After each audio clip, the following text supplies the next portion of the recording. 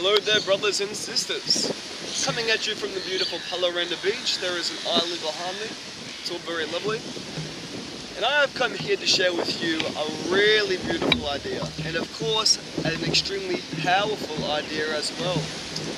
The idea I wish to discuss with you today is the art of intent.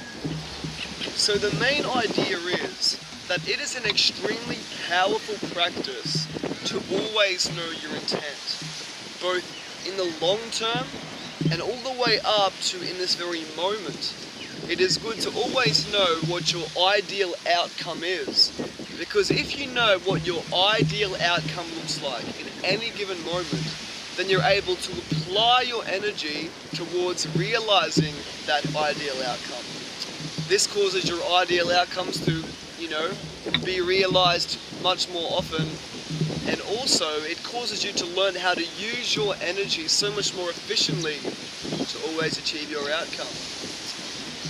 Okay, now in this video I'm going to go over a bit about why it is so powerful to always know your intent, and I'm going to give you some sort of tools which will help you always know your utmost long-term intent, or your ideal outcome in the long term in various areas, your ideal outcome in the middle term, say around in the next week or so, and your ideal outcome or intent in the very moment. Now, I'm assuming there are various areas of your life which you would love to develop and perfect. So one area of your life may be your career or your work. Another area could be your fitness and your health. Another area could be the relationships that you have and your social skills. Another area may be your mental and emotional health. Another area may be your various hobbies, your finance. There are all these areas of your life, and it is an extremely effective practice to actually know what your ideal outcome looks like in each of those areas. I actually suggest that you get a book and you write down for each area of your life a heading. So say, have a heading for career, have a heading for finance, for relationships, health and fitness, and all of those things. Have a heading for each, and then you write down in detail what the ideal looks like for you.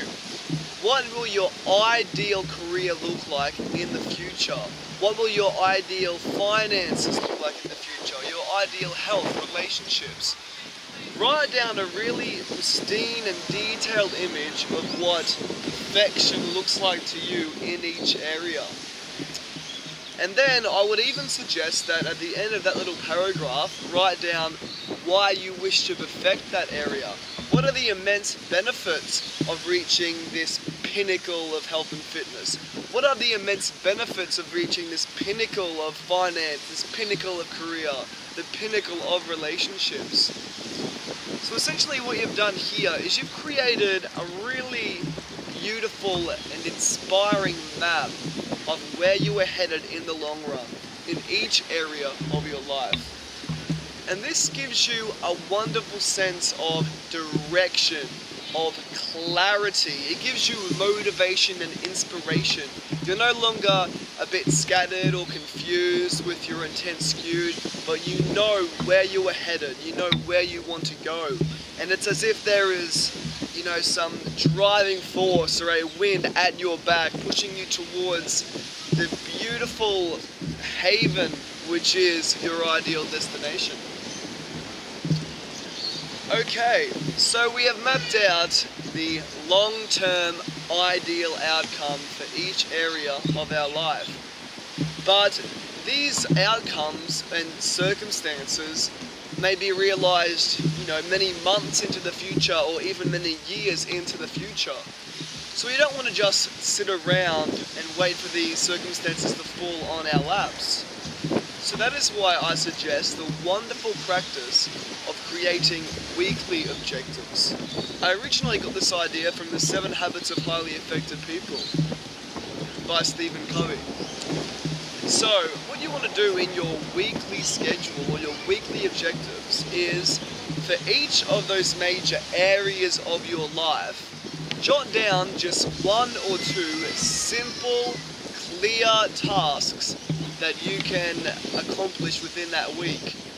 Now, the key is to keep the tasks for each domain very simple and very clear. You don't want to get overwhelmed or snowed in, so keep it simple and clear, but also high leverage. So if you complete the simple task, the simple one or two tasks in this area, it will actually give you a lot of traction. It will give you a lot of, it will allow you to make a very meaningful and impactful stint of progress on your path. Okay, that's the idea of high leverage. It's only a simple task, but it goes a long way. Okay, and there is a reason why I really love the idea of a weekly schedule. I find that it is a time frame which has a perfect balance of being short-term enough and immediate enough to constantly be inducing action. It's enough to inspire you to constantly take action, because a week is immediate enough to have you on the ball getting things done. But I believe that you don't want to, how shall I say, but if you were to have daily schedules and you were to be extremely regimented and disciplined in every minute and hour of every day, then that can almost place confines on you. It can dry up the moisture of life. It can put confines which cause you to turn away opportunities for spontaneity and fun and adventure, because you must stick to the rigid program. That's a sort of peril of being overly organized and disciplined, of having, every day, every minute of each day just packed in with activities and plans. So that is why a week is so good. A week is immediate enough to induce constant action, but a week is a pretty long time, and I have found that when I map out the objectives I must do for that week, it actually gives me plenty of freedom, plenty of breathing space throughout the week to engage in those fun, spontaneous adventures with people that really add that zest to life and can recharge you and re-inspire you and make life worth living. So that is why I highly commend the idea of weekly objectives for each area of your life. So we talked about the importance of knowing your long-term intent or your long-term ideal objective, and then having weekly objectives which move you towards the long-term vision. But I even suggest knowing your intent, knowing your focus in every given moment. I never want to be in a moment where I'm sort of just going through the motions and my mind is elsewhere and just kind of absent and floating along. Never. I always want my mind and body fully in this moment, engaged to execute the ideal within this moment. So one example of knowing your momentary intent or your momentary focus is when I was at the gym around a week or so ago, and I was about to do a set of dips, and I thought to myself, I don't want to idly just do these dips with my mind wandering. What am I actually going to focus on here? And I decided that my intent, my focus would be to conjure up as much vital energy as possible, as much strength, as much sexual drive as possible during this set, then to direct that huge influx of energy to the necessary muscles with painstaking precision. That was my intent. Conjure up huge energy and desire, and then direct it with precision. And after you've identified your momentary intent, you can even ask yourself, why do I wish to focus on this? And my answer to that gym example was because that vital energy within me is my most fundamental resource. It is the fuel of my being. So I really do wish to master the ability to conjure it up and use it with precision. That is a skill which can go into every area of life beyond just the gym. And you can also know your momentary intent in many other contexts. Say, when you go out socializing, you don't want to just idly be like, oh, hello there, but you can know your intent. What is your intent? What is your focus as you go to socialize with these people? Is it to have even more interest in other people, to learn how to have even more intrigue and fascination by them, more empathy, to learn more about them and be more proactive in that? Is your intent to practice having more charisma, to be more expressive and humorous and animated? Is your intent to be more proactive in meeting new people? What is the principle of socializing that you wish to focus on? It is extremely powerful to always know what your focus is in any given moment, and to know the principles you're trying to align with in any given moment. So furthermore, when you find out what your momentary intent is, it's always good to know how that feeds into your weekly objectives. How was the momentary intent helping you achieve your weekly objectives?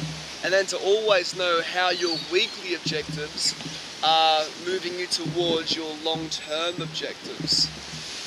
So, just to summarize very quickly and poignantly, it is a profoundly powerful practice to always know your intent. Always know the outcome you are working towards. Know your long-term vision in every area. Know your weekly vision in every area. And know your intent in this very moment. This will allow you to perfect the faculties of your mind, body, voice, and emotions as you move toward the intent. And it can also teach you very powerful universal principles, because you are always present in the moment, and you are always taking note of, when I do this, this happens. When I do this, this happens. And yes, it just anchors you to the moment. It unleashes the fullness of your faculties and helps you make traction on the road toward your dreams at any given moment. So there it is, the art of intent. I hope you take a lot away from this video. I hope that you greatly enjoy it. I hope you take great richness and great benefit from it. Much love to you.